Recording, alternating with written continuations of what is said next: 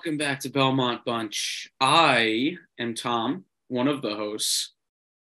James is also here. Sterling is also here. It's been a fun couple of weeks since we last talked regarding the Islanders and the NHL as a whole. I'm looking forward to discussing it. Absolutely. Yeah, the Islanders are doing better than we expected. So this is great. So there's a lot to talk about. Yeah. So let's get right into it. So there's a lot of games since the last time we filmed. And maybe we shouldn't film anymore because it was very positive. The two games I think I talked about on like the last podcast, a billion years ago, like that the Pittsburgh games and the Washington games were going to decide our season.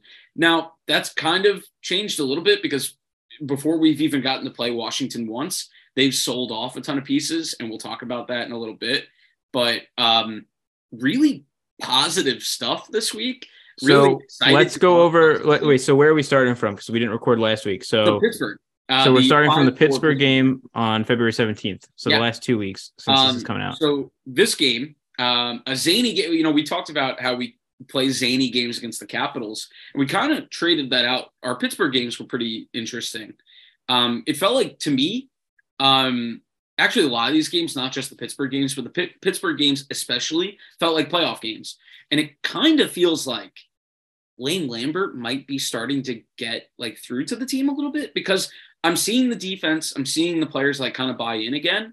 And not just like it feels like we've had a lot of wins this year where we kind of got lucky and it was the goaltending that bailed us out. And our defense looked really bad, but we only gave up a couple goals because the goaltending. And I would say in a lot of these games, the goaltending didn't have to do that much, which is a great sign that the structure is starting to get there. I will talk about some like guys that unfortunately, mostly in like the Minnesota game, started to let me down a little bit. And I kind of talked about that on Twitter. But they won the two Pittsburgh games, and those were playoff games. Those matter a ton in the standings. Pittsburgh's they're tied with the Lightning tonight. Pittsburgh's 1 point back of us, but they got 4 games in hand. It's the games in hand show right now. But if the Islanders keep playing at the pace they're playing at, they're going to have a shot. And they played themselves back into having a real shot. And I'm very proud of them this past week. Guys, I want to highlight, Bo Horvat has just, he's been a big thing, especially after losing Barzy. We didn't lose a beat in terms of like, we definitely took a step back in skating. We don't have that like dynamic offensive zone skater, but with Bo and Brock, guys are scoring. Like those guys are scoring a lot. And those guys are catalysts on the offense right now. And, we're kind of an AHL lineup down in the bottom 6, except for Matt Martin and Casey Cizikas, who continue to look, they fit their role. But I am pretty happy with the effort, even from the guys that like are the AHL quality. Like I think Holmstrom, who just got sent down, has been fine. But I'm okay with, if we do end up adding one more depth forward tomorrow and Barzy comes back and Pajot comes back, I'm okay with Holmstrom like going back to the AHL and honing his game a little bit. So I was just to sum it up, very, very happy with this run. Even the losses outside of the Boston game, which was a tough spot because it's the back end of a back-to-back traveling. I was very impressed with how they handled playoff teams, even in the losses. The LA game was ugly, but they did fight back. And that's a game earlier in the year. I don't think they would have even fought back. I think they just would have gotten absolutely annihilated, and they made it close. So maybe we'll do at the end again, our playoff percentages, but mine's definitely gone like significantly up. But I want to I would definitely agree. But okay, so Sterling, so what do you think then? Anything to add about, the recent games? I'll just add a little bit. One guy who's impressed me has been Durando. I had pretty much no idea he existed prior to this season, and still hasn't scored a goal yet, but he's looked good out there. And I've been very upset when he's gotten replaced by Ross Johnston, especially in the Minnesota game. The whole point was for him to protect the team against Ryan Reeves, and He got his ass kicked. He got dominated. Ryan Reeves scored a goal, so never Yeah, he did a want to great see job. Johnston again. Also, Otto Koivula also shouldn't be playing. I'd rather see Bailey, and I really don't like him. So that says a lot. Yeah, it does say a lot. But other than those two negatives, I think the whole team is playing a lot better, a lot more cohesive defensive style hockey. And we just talked about Lane last episode about him losing the room. Maybe something turned around because without Barzell and Pajot, they've looked really good. So this upcoming week is a big week with some of the matchups. And if they can keep up the similar points percentage, then I'm going to be very optimistic. Yeah, so just since you mentioned the upcoming matchups, so we have Detroit starting on Saturday, March 4th, and then Buffalo and Pittsburgh again, and the Capitals again. Yeah, so biggest stretch of the year. Absolutely, this might far determine our playoff destiny. Mm-hmm. Which you could have said going into the games that we talked I think we did. They played a lot of playoff level teams and they played well. I think the points percentage was like 700. And that's going to get you in if you're going to play like that against teams of that level. So, yeah, James, what do you got, bud? I don't have anything to add. I think I think that what would be really interesting to talk about is the trades that have been made recently, like kind of looking at the standings. And we were just talking about this when we were setting up for the podcast. So the Islanders are in the first wild card spot. That's pretty big. Part of the reason why we're there is because the Capitals have really fallen off. And it seems like they're selling. So, so why don't we talk about the recent trades? Yeah. Quickly, I want to jump back to something that Sterling said, which was... Okay, so let's not talk about the recent trades. Okay, cool. I'm going to be extremely quick. The three guys that they just sent down, it might be paper transactions. It opened up a little bit more cap space. But of those guys, I would want to see Dorodno back up the quickest. Koivula, basically, at this point, I think he's run out of chances, should be an AHLer. And Holmstrom, he's young enough that I think it's not like a ding against him. It's more of like guys might be getting healthy, and also we're clearing a spot. So, and Holmstrom practiced today with the team, so it sounds like that was just a paper transaction. I never understand that, like the paper transaction thing where it opens up more cap space because you sent him down, but then you just call him back up. I don't know how that works. I'm not going to pretend to. But Dorodno was pretty impressive. It just like added a jolt of speed where they didn't have it. And I think they missed that in the Minnesota game. Yeah. And just one extra thing you said is with Ross Johnson. I mean, I don't see any value ever having him in the lineup.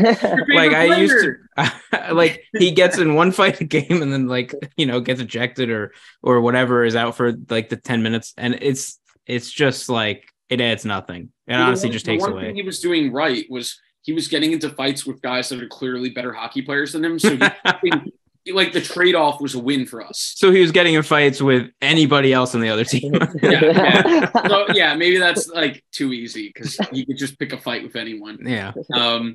But yes, all right. I am now ready. I have said my piece to get into the trade stuff. Okay, so cool. So who do you want to start with? Oh, start with the Islanders. Okay, let's do it. Yeah, why not? It's a quick one, and it's our team. So what do it is an Islander podcast after all. I'm wearing Canadiens jersey. Oh, wow. Yeah, me and Sterling are the true Islanders fans over here. Well, look, I had to get it. I was at the NHL store this week with friends from out of town. They had to leave on the train, and they were like, Tom, don't get a jersey. And I did. I almost got the Fanatics version, but the logo was literally falling off even in the store. So I just shelled out the money for the actual jersey. Watch that. That'll be that'll end up being our first sponsor. Like 5 years from now, it'll be Fanatics. If that's the case, I'll shill. I don't care. Sure. All right. You know what? Money's fun. Money. Anyway. So Pierre Engvall comes in at a fairly low cost, a third round pick in not this year's but next year's draft. the scouting report on him from Toronto fans is speedy guy, could score 15 to 25. I saw one estimate. Was kind of buried in the lineup because Toronto's very top heavy and has an amazing scoring group. So we will now see a chance for him because I think he was practicing with the first line today to see what he's got. And apparently he's got a pretty good shot. He's really big, but from what I've heard from fans of Toronto is that he's not especially physical. He's pretty quick, but he's 6'5". People expect him to be tougher because he's that big.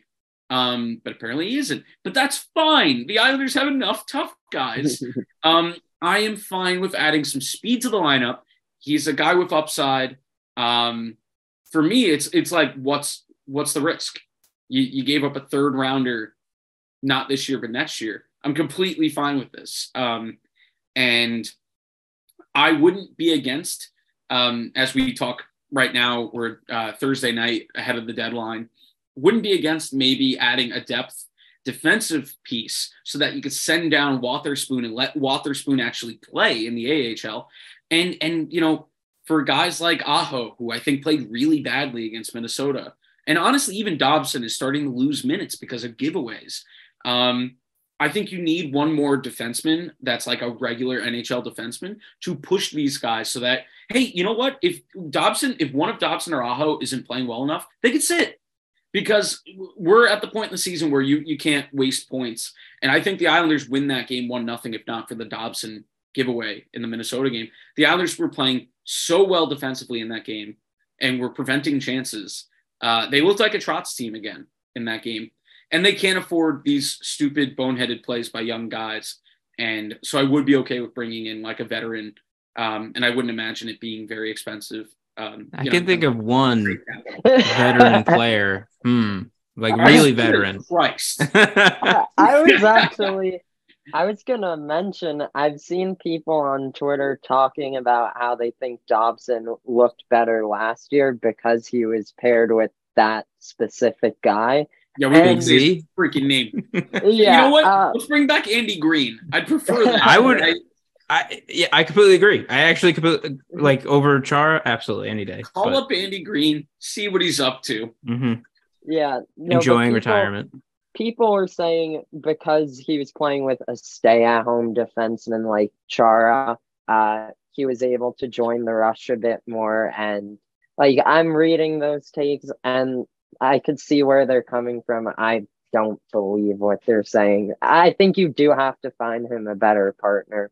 That would make sense if, like, I'm sure you can find some examples of that in games, like of what you just said of like, like where Dobson's able to pinch because he's playing with the stay-at-home defenseman. But I don't think that's like a net positive though. Yeah, my real problems with him this year has been especially like the giveaways, the bad decision making, and for them to say, well, he was able to play offense a bit more. I mean, sure, but that's not where he's struggling this year, at least to me, even though his production has decreased a little. But to talk about Engvall quickly, one more thing to add is, considering how injury-ridden we've been recently, I believe Engvall could play any forward position, which is very nice. And my expectation for him, if we make a playoff push, I think he's fits with Parisi and Pajot. We'll see. Maybe he really impresses on the first line in these next couple of games. That's just where I'm expecting him to be. One extra tidbit to add to that, as I'm looking on the Islanders, and it's on screen right now, the Islanders NHL website. 7 facts about Engvall.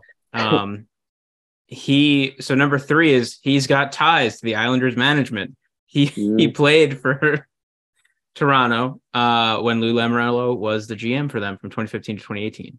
So Lou not surprising.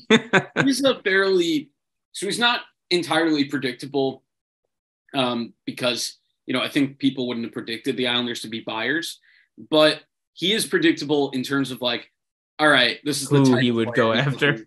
Yeah, I mean the type of player, like, I mean, you can love it, you can hate it, but like they know what they're looking for. Like he knows what he wants, And he goes out and he gets it. I think in terms of Horvat, we talked about at the time, like it was up in the air. It was kind of dicey for some people. Obviously, I've been won over to being very happy with that trade, especially with Vancouver trading our first. So Vancouver, clearly already thinks we're going to the playoffs. If they were willing to trade that pick, very stupid asset management by Vancouver. Who now? So you think for Vancouver, what they got back for Horvat is Hronek. No more first round pick because they traded it. So Hronek, Bo Villiers. I have to differentiate from Bo now, and Ratu. So I don't know. I mean, I at least you've covered a lot of air. Oh, you got a center, you got a winger, you got a defenseman, but I don't know if any of those guys measures up to your captain, who you had to get rid of because you paid JT Miller, who you're now trying to trade. So it is a mess in Vancouver. That's stuff that we used to see as Islander fans. Maybe not to that, actually probably to that level. So, I'm pretty grateful for us to even be where we are. And I know some fans are not happy with where we are, but, I think the team in the past 2 weeks has given you a lot to cling on to. We haven't gotten we almost got to the point where we were talking about trading Brock. It was that bad. And like Guy said, I think that would have been all the way breaking up this team. And they didn't get there because the team responded finally. So that's the Islanders.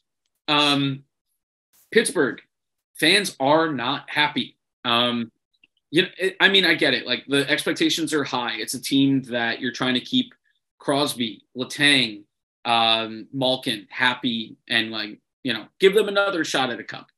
They haven't won enough, I guess. And they are not happy with the Granlund addition. He's expensive. He's $5 million, and the advanced numbers apparently don't like him very much. They gave up a second round pick. They basically blew up their third line. They put everyone on their third line except for Jeff Carter on waivers.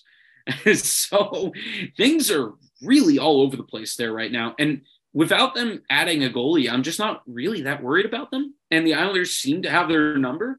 So, they're probably going to get in the playoffs, I think, based on points percentage, unless they really, really, really start falling apart because of all the management being all over the place. So are you guys worried about Pittsburgh? What do you guys think? I'm not worried about the Islanders because of the last two games, mostly. I think that we'll finish out the season. Wait, we already played them once. We already played them 3 times, right? Yeah, I think so. I don't remember how the first game went. We won. We won 3 out of 3 so far. So I'm not worried about us head to head in terms of competition for the playoffs. I just hope that they're playing Boston and not us. That's all I care about. Oh, by the way, the Sabres are about to lose in regulation, so that's awesome. Good for us. Really good for us. And the Rangers are losing 5-3, but it's to Ottawa, who all of a sudden is nipping at our heels. They're back in it. They're playing really well. So the Rangers continue to lose games that could help the Islanders, of course. I have this pipe dream that the Islanders playing well enough to pass the Rangers. But obviously we don't want to play the Bruins, but if we pass the Rangers, we play the Devils. And that's look, we're not going to be favored in a playoff series. But I think we talked about a few weeks ago, were we favored in any of the playoff series that we won in the 2-year run where we got maybe the Florida one? We were probably favored. Yeah. Other than that, I don't think we were favored in any of those series. Washington, people probably thought was a 50-50. Then we beat Philly, who was the 1 seed in the bubble. We beat Boston, 2 years ago, and I didn't think in hell we would beat them.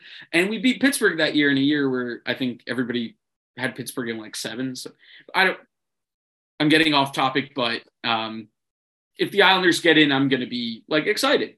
How could you not be? Wow. Yeah. Islander hockey fan would be excited. Well, I feel unfortunately it needs to be said because so many people, and look, I'm guilty of being an armchair GM as well, but so many people think they know so much that they're in their head trading guys constantly, and they're like, I know better, and this is, and I got to give Lou some credit. The team has turned it around without being completely broken up, and I think the trade that Lou made for Bo was a turning point.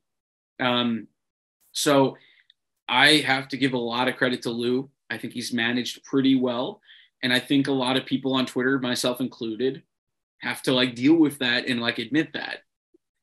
Wow. When does that contract extension start? Oh God. I still don't know like extension, like if they extended him 1 year just because they couldn't find anybody they liked. Like I would have loved to have had Trotz. I feel like Trotz as a GM is going to be a smashing success. Smashville.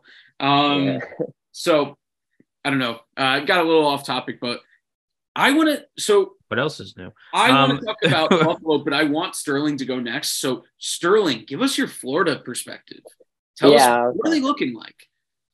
Really quickly, since you just brought up Trotz, I have been seeing apparently Nashville is interested in looking at Wahlstrom, which would be hilarious. Like, not to me, but considering his treatment of Wahlstrom on the island and he goes out and gets him, that'd be hilarious. Yeah. So, anyways, moving on to Florida, like you suggested, they're in a weird spot because I've been like not paying much attention to them compared to the past couple of years. But looking at them, at least in my perspective, with several moves, I definitely have faith in them. I think they've gotten things figured out. The problem is they went so all in last season. They're left with not much to buy with. Their assets are very low. There are talks going on about them potentially being sellers. One name I've seen come up a bunch is Radko Gudas. That'd be a great addition to a playoff team. Give him to the Islanders. That feels like an Islander type player. I would definitely love that. I don't think they'll do that. I've seen Sam Bennett. I don't think they'll do that either. I think if they're going to make any moves tomorrow, it might be an addition. I think they've been playing well enough recently for that. Probably a depth move. But in terms of an Islander fan being worried about them, they're interesting because I think they can come back in the standings, unlike Washington or whatever. But they go out and have these big wins against like Tampa or whatever, and then the next night they come out struggling. That makes me think maybe Zito will stand pat because you don't want to waste any assets, especially when you don't have anything. I wouldn't be surprised to see them stand pat. That seems to make sense to me based on it feels like this year has just been like a lot of things haven't gone their way, but like you said, they show their potential. I mean, they won the President's Trophy last year. We know they're a good team. They beat up on Tampa the other night. They looked great against Tampa. I got to catch a lot of that game. And it's frustrating because Kachuk has been great for them. That trade in the offseason hasn't really hurt them that much. So, yeah, I understand, like you said, the asset management. They went out and they got Sherratt last year. And I think for a similar price, they could have gotten Chychrun. I think there's a big difference there. So Florida is a team that I think I talked about for a while. Like, wow, that's a team I'm worried about passing the Islanders. And I'm kind of surprised they haven't. They're a more talented team than the Islanders. I know they've dealt with some injuries too, Florida. It feels like for them, there's a few teams that this is true of, but goaltending, like it comes back to goaltending. Like Sergei, I mean, I haven't gotten to watch a lot of him this year. But unfortunately with Spencer Knight now in like the assistance program and they have like an AHL level guy backing them up. Like that's tough. That's tough to overcome. There's so much scoring nowadays and Florida can keep up with that, but they need a goalie to keep them in games. They need their version of Sorokin really badly. But if they had a Sorokin, I think this Florida team would be like pretty good. So, the reason I wanted you to talk about Florida, obviously, because I think you have the insider info there. I am very passionate about Buffalo, as I've talked about, and I have the Buffa slug over here. I really I got to pick my words carefully. I really want them to make the playoffs if it's not at the expense of the Islanders. They're such a fun team. They score so much. They give up so many goals. They very much, they're the Doug Weight Islanders, but with way more talent. And I want to see them have kind of the rite of passage in the playoffs where they'll probably get their asses kicked. Because if Buffalo gets in, they're probably going to play Boston. Like they would probably get in over us. I think Pittsburgh's probably going to get in, is my thought, and that it's going to be a fight for the one other spot. I really, really want to see Buffalo get in if it's not the Islanders. I want to see Tage Thompson go up against David Pastrnak. I want to see, their young budding core, go up against the best team in the league because they're going to have nothing to lose and it's going to be such good hockey. But do I think they're going to get in? I don't know because their goaltending is worse than the Panthers. Their goaltending is Craig Anderson and Ukko-Pekka Luukkonen and a third goalie in Mike Comrie. They're doing the 3-goalie rotation apparently right now. I don't know if they've actually played Comrie. I just checked their roster. I thought they only had the 2, but Comrie's also on the roster. It feels like even if they miss the playoffs, it's like we're back. And I think that's kind of where it's trending for me. I think the Islanders are a more experienced team. And if it comes down to it, I think the Islanders are going to find a way to get in over Buffalo if those are the 2 teams it comes down to. But they're such a fun team. So, if they get in, I'll be rooting for them. Next, and also we should mention that Buffalo also really hasn't done much. I think they checked in on Chychrun. But I think for Buffalo, it makes sense not to go crazy. The core is budding. The team's coming together. It's just a matter of getting a goalie. And, if the Islanders had fallen off, I would have traded them Varlamov just to see how they would do. And I think they would do pretty well. But so Buffalo and Florida haven't done much. Teams that are probably – they've seen enough to not blow it up, but also not want to go crazy with trading away stuff. So that's understandable. Washington decided to retool, mostly by giving stuff away. Eller, Gustafsson, Orlov, Mojo, Hathaway out, Sandin and Craig Smith in. Feels like a team that traded themselves out of the playoffs, although they weren't playing well anyway. But what do you guys think of that? Can a team that has such old top 6 forwards, can they retool on the fly, or should they just? Can you even rebuild with Ovi on your team? Is Ovi going to accept that, or is he eventually going to go back to Russia he wants to end his career there? I was shocked when I saw that initial trade to Boston where they let go of Hathaway and Orlov. I was like, are they actually selling? That's huge for us. But they've been playing pretty terribly the past couple of weeks. And I know Ovechkin was out, but during that span, they literally went 0-4. You have to be better than that if one guy's out. I know he's probably going to be the best goal scorer of all time, but you got to be better than that. So I definitely like the decision for them. I think that's what I was leaning towards with the Islanders, to retool like that. Obviously, now I'm having too much fun. I don't want to do that anymore. Isn't that a nice problem? It's a great problem, right? But I think that's what we should have done. I actually think that's a smart thing that they're doing, even with the older core. I think Sandin is a great move for them. I was a little surprised by the return for him. I thought Gustafsson's been great for them, and maybe I just don't know my valuation well enough, but they traded Gustafsson and a first-round pick for Sandin. So I thought that was a little interesting. Otherwise, they haven't really gotten players back in return, so I think they are kind of conceding in the race, but, they were going to be a first-round exit anyways. Might as well, become more of a serious threat for next season. So I think they'll be back and better than ever next year. This is such a unique deadline because you've got teams that are definitely in the running, trading away pieces. How much of that is the fact that they're just why would I want to play Boston? I would much rather have the better draft pick and not lose to Boston. It's crazy. It's honestly like teams are like honestly vacating their chance to play in the playoffs and giving the Islanders a real good shot. And for me, look, I'm really excited by that.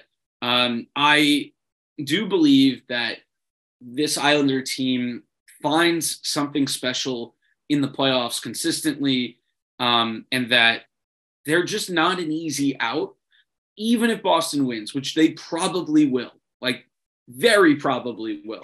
I really think the Islanders are going to make that series tough on them. And it might even be good for Boston to not annihilate a team in the first round and think you're invincible. It might be good for Boston in the long run to play the Islanders in the first round, play this like grinding playoff, type team. Yeah, so it's very curious. I don't think I've ever seen a team so good that teams are willing to miss the playoffs instead of matching up with them.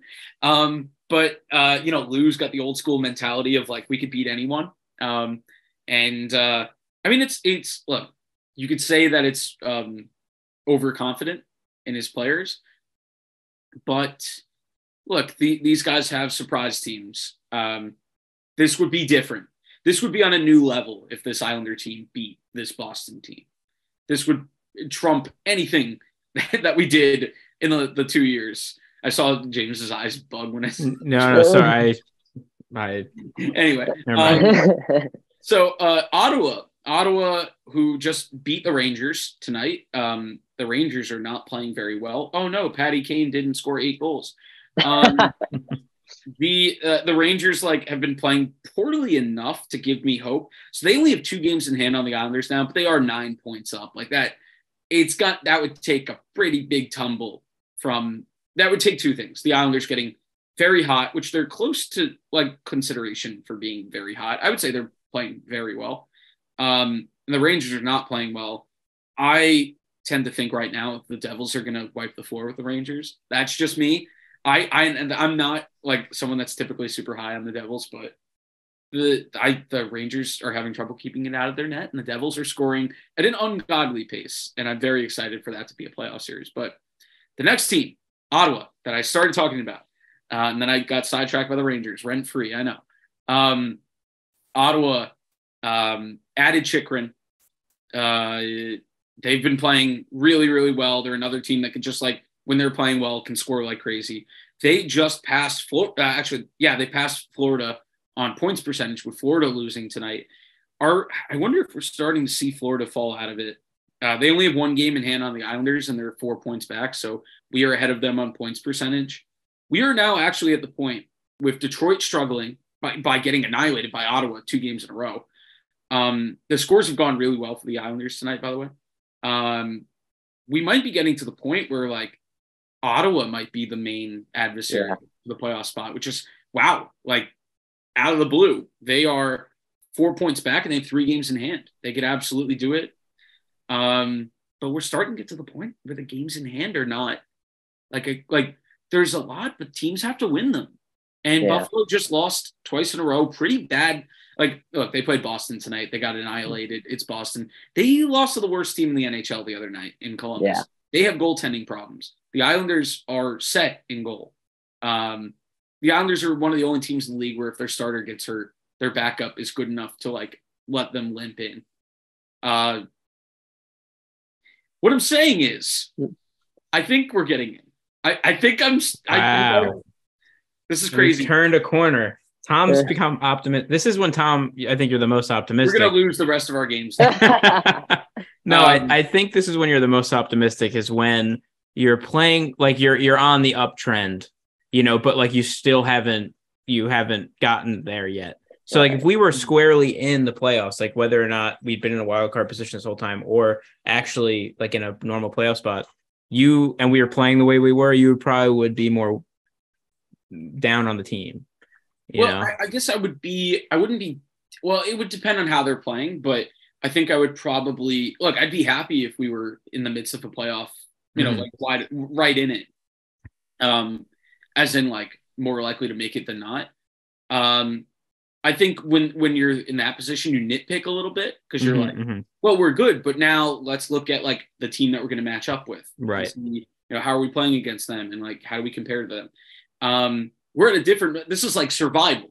So you're just if you're getting the points, you're happy. Like and I think I was just happy to get points, but now we're starting to like look good too.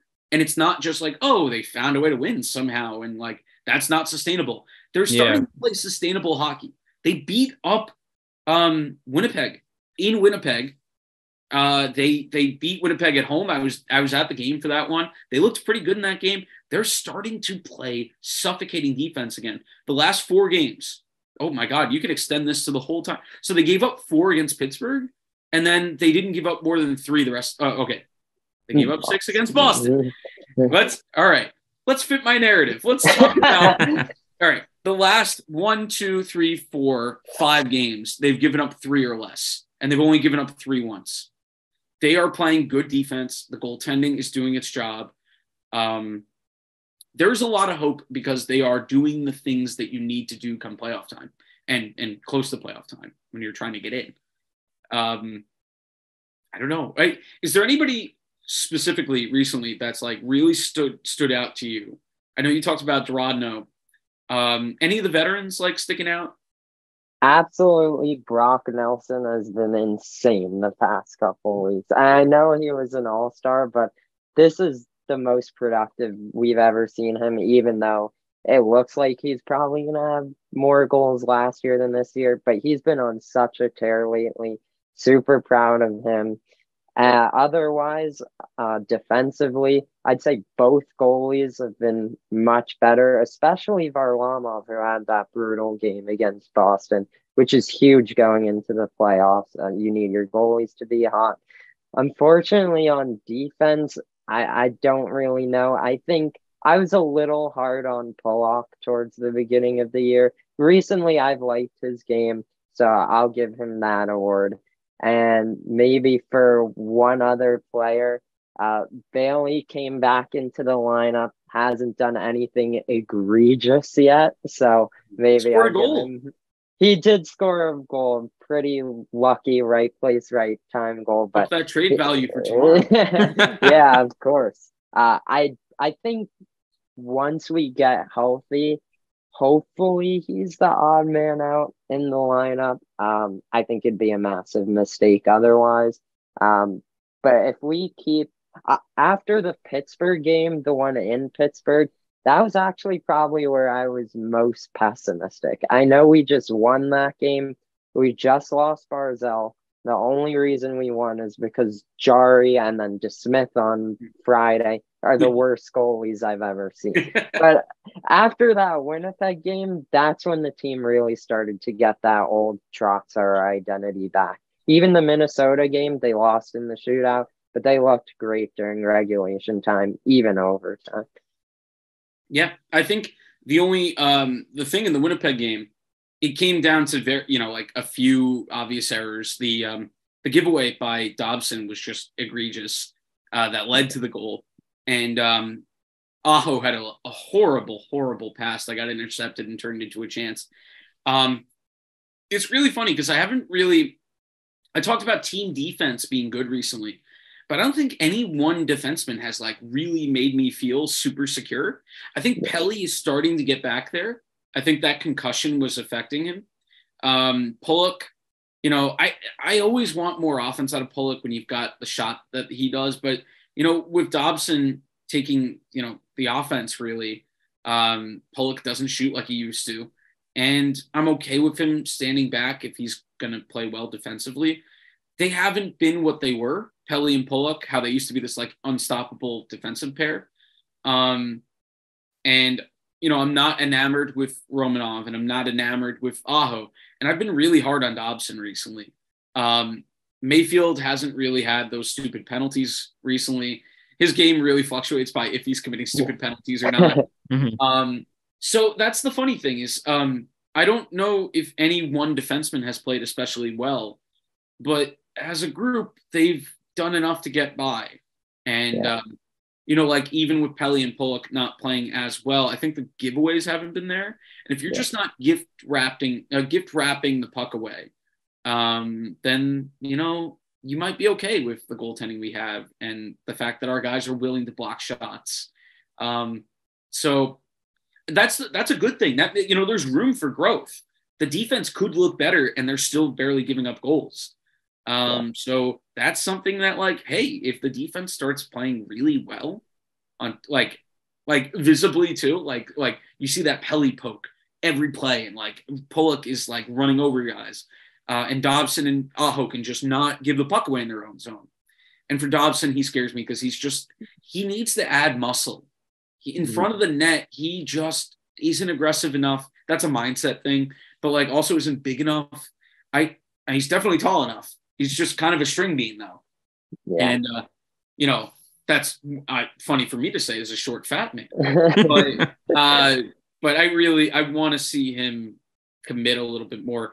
And I got to give props to Lane for starting to cut his ice time, because you got to do that if a guy's not playing well. And maybe we were hard on Lane, I think, because we felt the pressure of like a team that was closing. It felt like our window was slamming shut.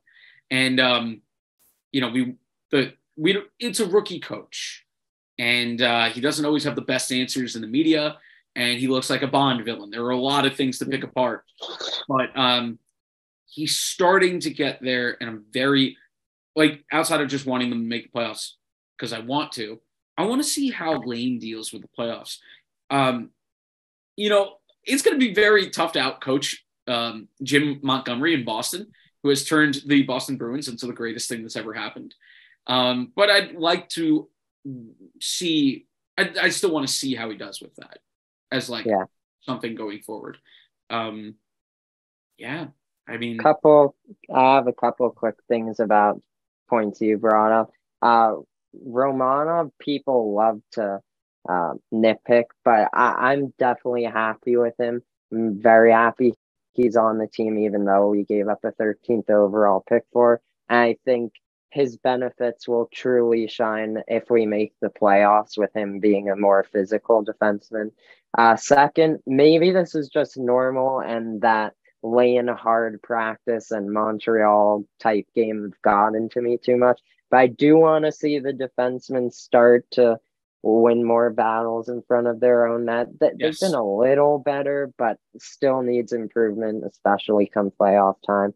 And then third, just to bring it up, because why not? I think Pollock scored like the exact same goal as game one, or I think it was game one versus Carolina, where he missed the net, but it looked like he went in. Brendan had a very awkward call of it, but I thought I went in too, so I will give Brendan that.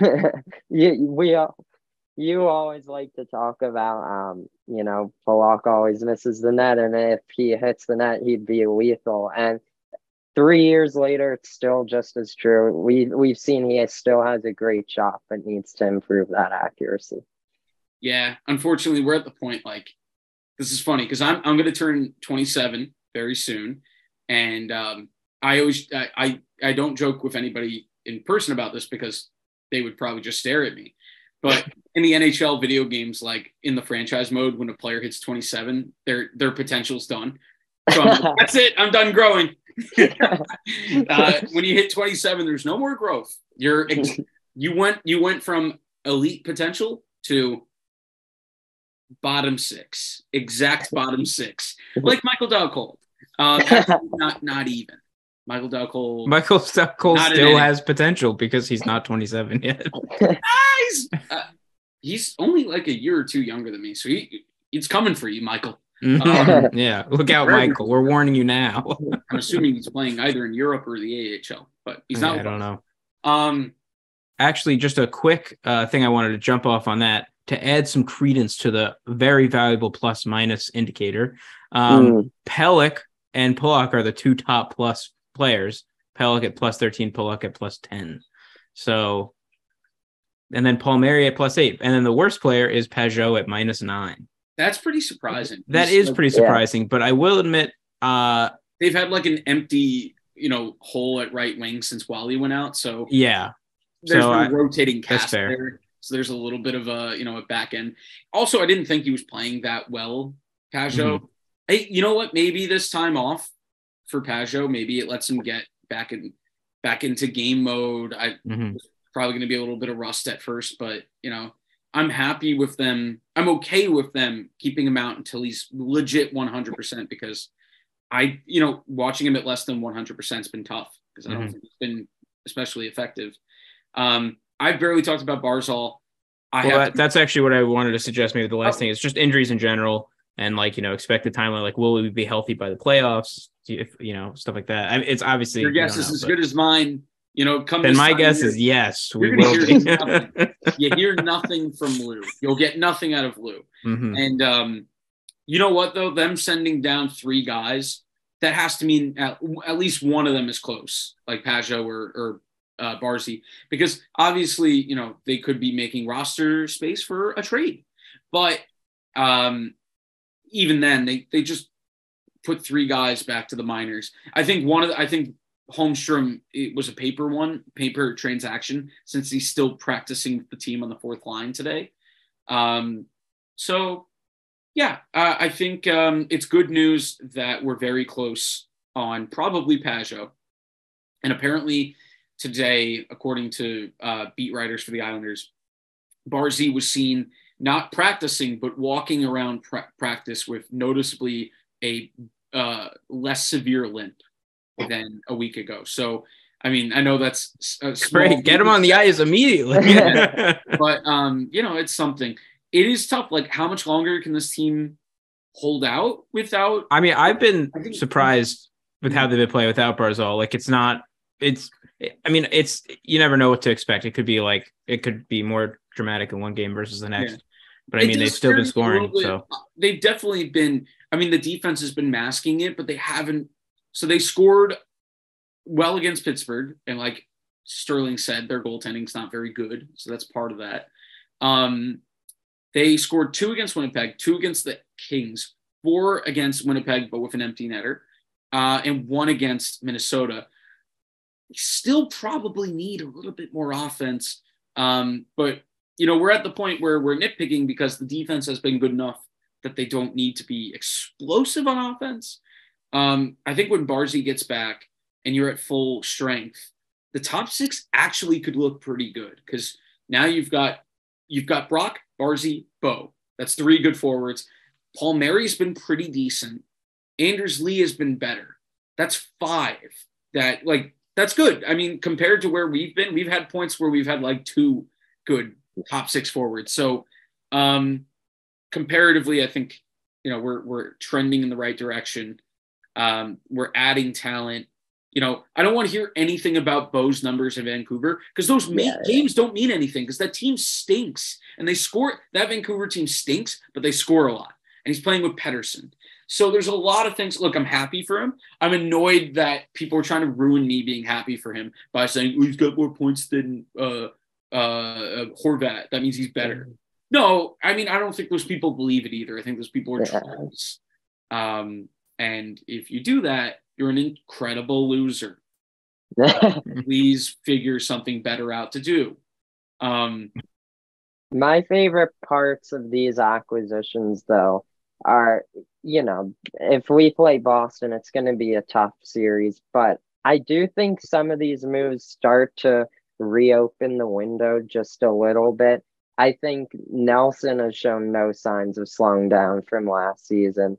Otherwise, like Paul Mary, he's been consistent. I think Leah's going to fall off pretty soon. But Horvat is a huge long-term deal. I think if they could re-sign Engvall, I mean, we haven't even seen him play a game yet, but at least the idea of him, that would be great to have.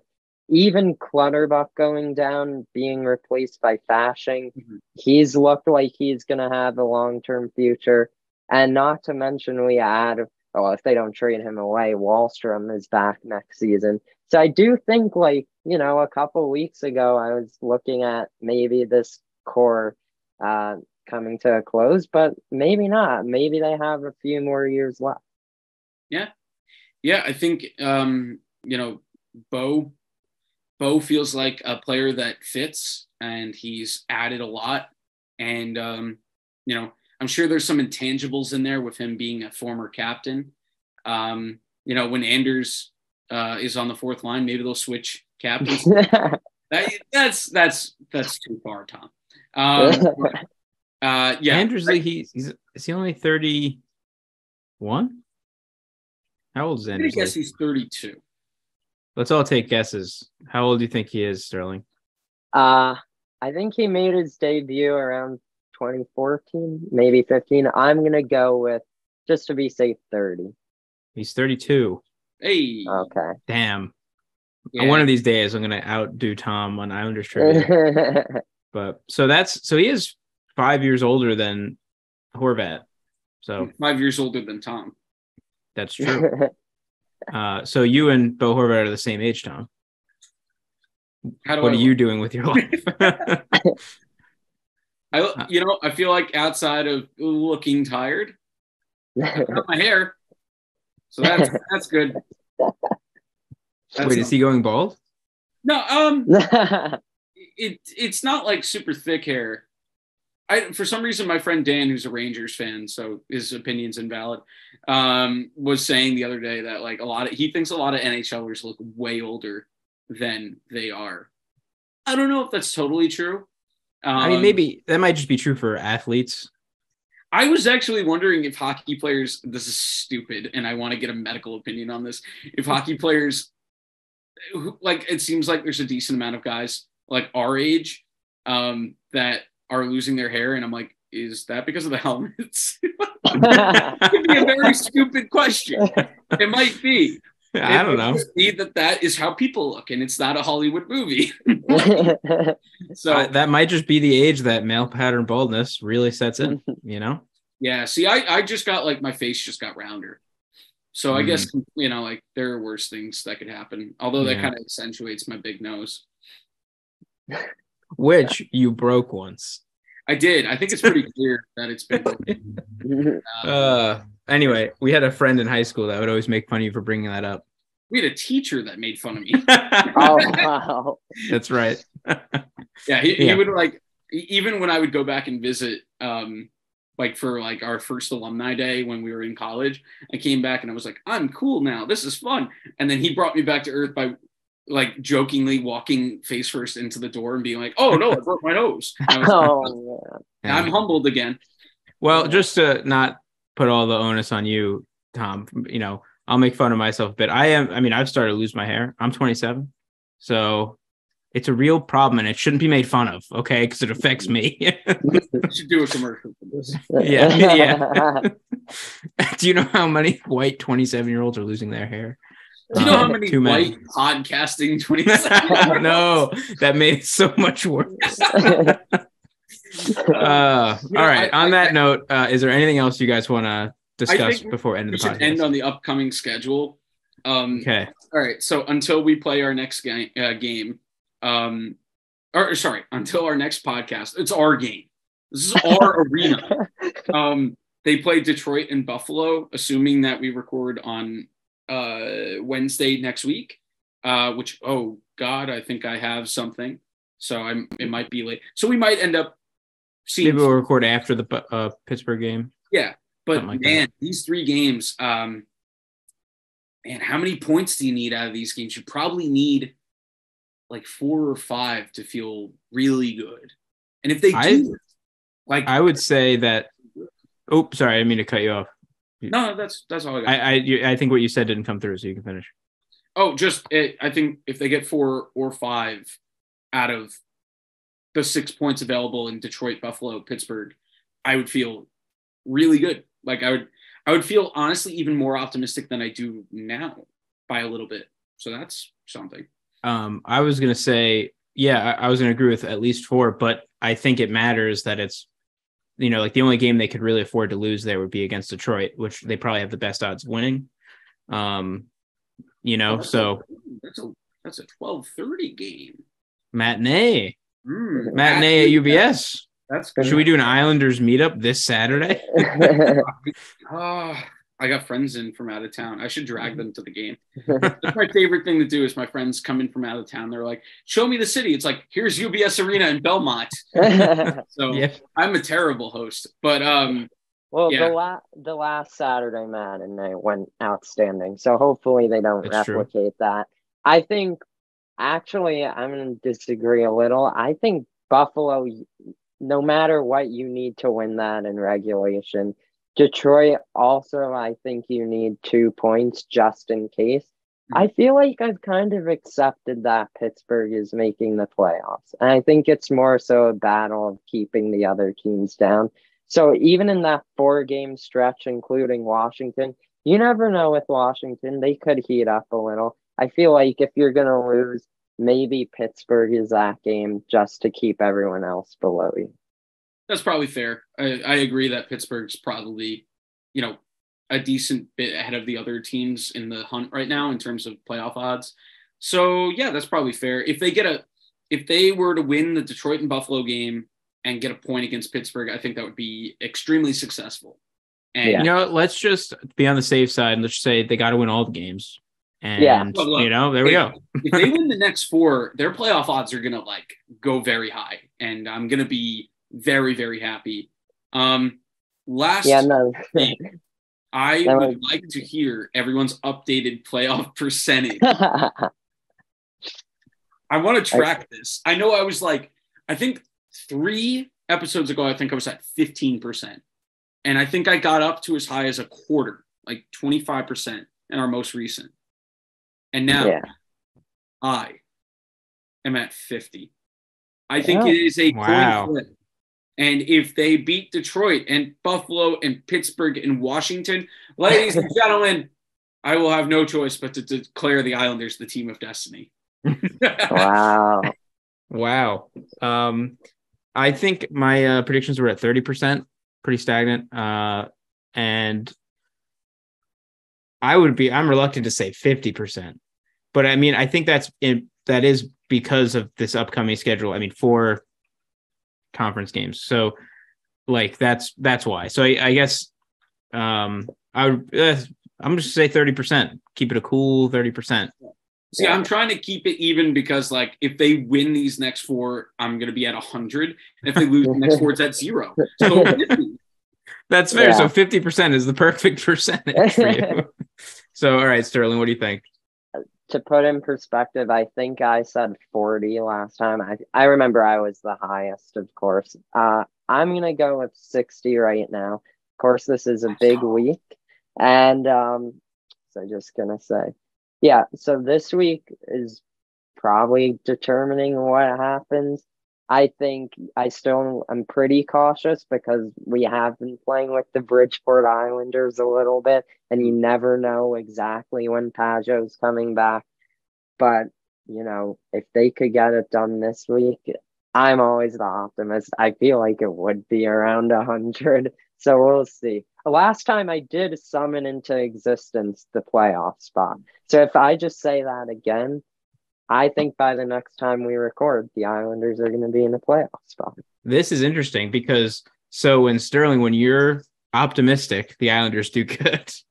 When Tom's pessimistic, the Islanders do good. So right now we're kind of canceling each other out. Oh no. Now we're gonna. So that means we're gonna go for the next. That means for these next 3 games against Detroit, Buffalo, and Pittsburgh, we're gonna go 3 points. We're gonna win 1, go overtime, and lose, and then honestly, lose 1. That wouldn't be the end of the world. It wouldn't, but it would be exactly what the universe wants. So. By the way, Pittsburgh passed us. Pittsburgh beat Tampa in overtime. Yeah. Not getting any help from good teams recently. So that's I mean, but you know what? Honestly, can't complain about the night in total. Buffalo lost, Florida lost, Detroit lost in overtime.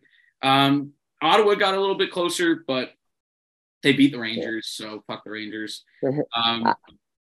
I just have a terrible feeling we're going to do really well this week and then just tank on that California road trip. That's a possibility, even though 2 of those California teams are awful. The Islanders, you never know when you're going cross country. You just never know. Yeah, it was brutal. One guy has one bad dinner while he's in California. That could be it. Bo Horvat got the stomach virus. Now I would believe that Bo would play while shitting his pants. That's what a captain does. Yeah. He's the captain. Shitting his pants. One and the same. Okay, on that beautiful image of the ice being stained brown, let's call it. Thank you very much, everybody, for watching and tuning in. And thank you again, Sterling, for being the continuing guest for this season, which has been amazing. Yeah, I hope you all have been enjoying my presence, because thank you so much for having me on. Of course. And I am extremely thankful because you bring a lot of hockey knowledge and perspective that Tom does not lack, but I lack. So thank you very much, everybody, and we'll see you hopefully next week. See ya.